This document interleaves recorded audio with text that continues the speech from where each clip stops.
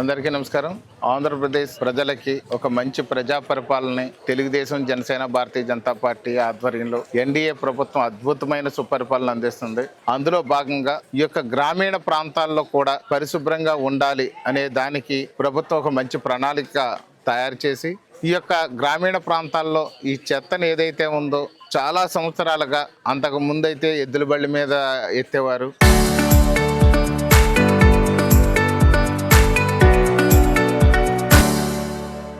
ఆ తర్వాత కాలంలోకి వచ్చేసరికి తోపుడు రిక్షాల ద్వారా ఈ చెత్తను ఎత్తడం జరుగుతుంది. ఇప్పుడు ఏదైతే శానిటేషన్ వర్కర్స్ ఉన్నారో ఈ తోపుడు రిక్షాల ద్వారా వాళ్ళు ఈ చెత్తని ఆ యొక్క డంపింగ్ యార్డ్ ఏరియాకి తీసుకెళ్ళడానికి చాలా ఇబ్బందులు పడుతున్నటువంటి తరుణంలో ఈ యొక్క స్వచ్ఛాంధ్ర కార్పొరేషన్ తరఫున ఈ ఆటోలు అనేది ఒక ప్రణాళిక తీసుకొచ్చి ఈ ఆటోల ద్వారా ఈ చెత్తని ఆ యొక్క డంపింగ్ యార్డ్ ఏరియాకి తీసుకెళ్లే విధంగా ఏదైతే వర్మీ కంపోస్ట్ కింద కన్వర్ట్ చేస్తారో ఆ చెత్తని ఒక దాంట్లోని, అలాగే ఏదైతే డంపింగ్ యార్డ్లో వేయాలో అది దాన్ని మరొక దాంట్లో వేసుకుని తడి చెత్త, పొడి చెత్త, ఇతర హానికరమైన పదార్థాలు ఇవన్నిటిని కూడా డివైడ్గా తీసుకుని వెళ్ళి ఈ యొక్క గ్రామాల్లో ప్రజల దగ్గర నుంచి ఆ ఇంటి దగ్గర నుంచి చెత్తను కలెక్ట్ చేసి తీసుకెళ్లి డంపింగ్ యార్డ్లో వేసి ఈ చెత్త ఎక్కడైనా కనిపించకుండా ఉండే విధంగా ఈ చెత్త లేని యొక్క సమాజాన్ని చూడడం కోసం ప్రభుత్వం ప్రయత్నం చేస్తుంది. అందులో భాగంగానే మనకి సీతానగరం మండలంలో ఇప్పటి వరకు ఇంతకుముందు గతంలో ఒక ఆటో ఇవ్వడం కూడా జరిగింది. ఇప్పుడు మరొక 7 ఆటోల్ని ఈ ఆటోల్ని ఇచ్చారు.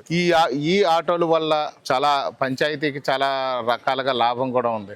ఎప్పుడైనా ట్రాక్టర్ పెట్టి ఆ ట్రాక్టర్ని అక్కడ పెట్టి కానీ మనం ఈ యొక్క చెత్తను అంతా తరలిద్దాము అని అనుకుంటే దాని డీజిల్ ఖర్చు, తర్వాత దానికి ఎత్తడం, మొయ్యడం ఇవన్నీ కూడా దాని కూలీలు అందించేవాడు ఇలాగ చాలా రకాల పెట్టుబడి ఉంటుంది. పంచాయతీల్లో నిధులు కొరతగా ఉన్న పంచాయతీల్లో చాలా ఇబ్బంది కూడా పడుతున్నాయి మెయింటెనెన్స్కి.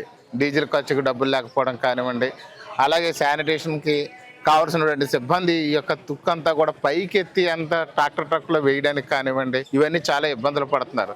ఇదైతే ఈ యొక్క డీజిల్ మెయింటెనెన్స్ ఉండదు, డైలీ మెయింటెనెన్స్ ఉండదు.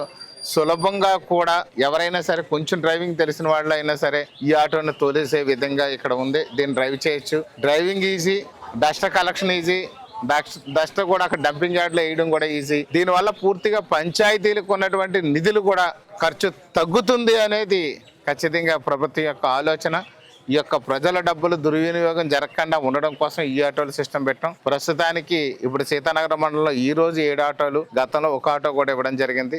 ఇది ఇప్పటికే జిల్లా లెవెల్లో కలెక్టర్ గారు, గౌరవ కలెక్టర్ గారు, అలాగే గౌరవ మంత్రివర్యులు, వారితో పాటు నేను, తెలుగుదేశం పార్టీ ఇన్ఛార్జ్ బొడ్డు వెంకటరమణ చౌదరి గారు, మేము అందరం కూడా ఎప్పుడో 10 రోజుల కిందటే మేము అక్కడ రాజమండ్రిలో కలెక్టర్ ఆఫీసులో ఇట్లా ప్రారంభించడం జరిగింది. కానీ ఇది ఇంకా కూడా ఈ డ్రైవర్లు, అలాగే సరైనటువంటి డ్రైవింగ్ వచ్చిన వాళ్ళు, దీన్ని ఆర్గనైజ్ చేసేవాళ్ళు కొంచెం అంత మానిటరింగ్ చేయడంలో లేట్ అయింది, ఒక వారం రోజుల పాటు. కానీ ఇది ఖచ్చితంగా ఇప్పుడు ఎవరైతే టీంని సెట్ చేసి 7 గ్రామాలు పంపిస్తున్నాం, మిగిలిన గ్రామాలకు కూడా సెకండ్ ఫేజ్ లో వచ్చే విధంగా కూడా ప్రయత్నాలు చేస్తున్నాం. అన్ని గ్రామాలకు ఈ ఆటోలు ఇచ్చి పెద్ద గ్రామాలకు అయితే 2 ఇచ్చేటట్టు కూడా మనము ప్రయత్నాలు చేస్తున్నాం. త్వరలో కూడా ఈ స్వచ్ఛంద కార్పొరేషన్ వాళ్ళతో కూడా మాట్లాడి సెకండ్ ఫేజ్ లో మొత్తం అన్ని గ్రామాలకు కూడా ఈ ఆటోలు ఇచ్చేలాగా, ఈ యొక్క అవసరమైతే ఈ ట్రాక్టర్లన్నీ కూడా ఖండం అయిపోయినాయి మళ్ళీ ప్రభుత్వానికి హ్యాండ్ ఓవర్ చేసేసేలాగా, పంచాయతీలకి డీజిల్ ఖర్చు కానీ లేదా లేబర్ ఖర్చు కానీ లేకుండా ఉండే విధంగా ఈ ఆటోల స్కీమ్ని తీసుకొచ్చాం. కాబట్టి దీని ద్వారా